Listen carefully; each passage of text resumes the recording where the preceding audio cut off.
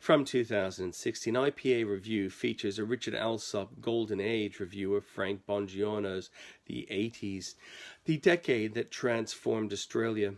It is hard to know if Frank Bongiorno is the son of Paul Bongiorno, the partisan left-winger of the ABC program The Insiders, but his presentation of history is as one-sided. The book begins in 1983, where Bob Hawke won an election for the ALP. It details every claim to greatness of the ALP government years it examines. It even extends to cover so-called gaffs of conservatives like Joe for Canberra or Fightback, which was early 90s. It fails to examine in detail questions of responsibility for good decisions where Parliament passed good choices that bolstered the economy because conservatives were amenable. A strong contrast to now, where the ALP will not pass legislation in the national interest.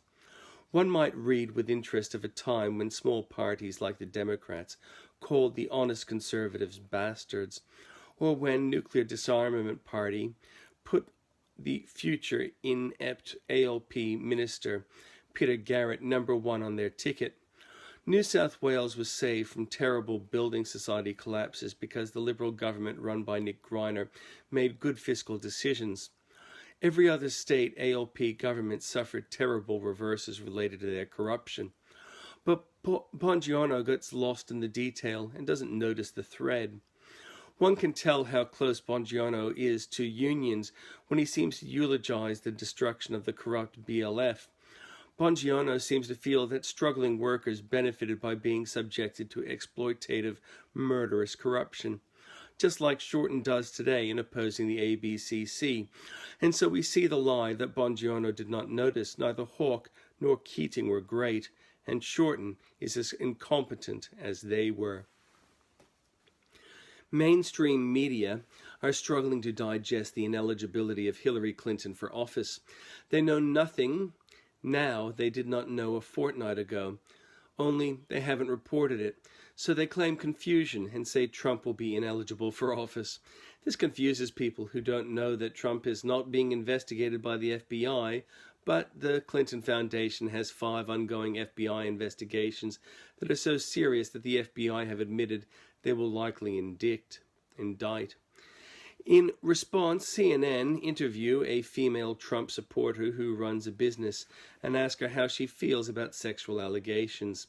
CNN also do an article on people breaking Trump signs and claim that it is concerning that one person used firecrackers and electricity to protect their Trump signs. Media are protecting themselves by butt covering, but they are still campaigning against Trump, possibly because Hillary can't and Democrats aren't.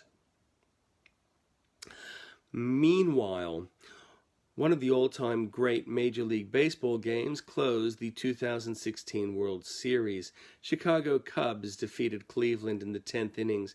Cleveland played bravely. Cleveland will hurt for a while, but they won't have to wait 40 more years as Chicago Cubs have for that win. Their first since 1908.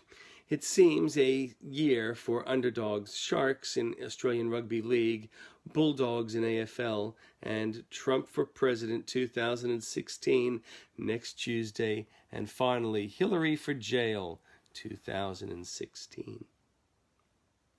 Australia is poorly positioned to capitalise on a Trump presidency, with both the Foreign Minister Julie Bishop and the Prime Minister Malcolm Turnbull talking out to personalize antipathy to Trump. One understands they prefer Hillary Clinton because they prefer working with corruption. They had insisted Abbott give $10 million aid to the Clinton Foundation in 2014 and rolled Abbott after he stopped the payments. But neither Bishop nor Turnbull has explained how Australia will be better off with a corrupt Clinton as president compared to a GOP-backed Trump.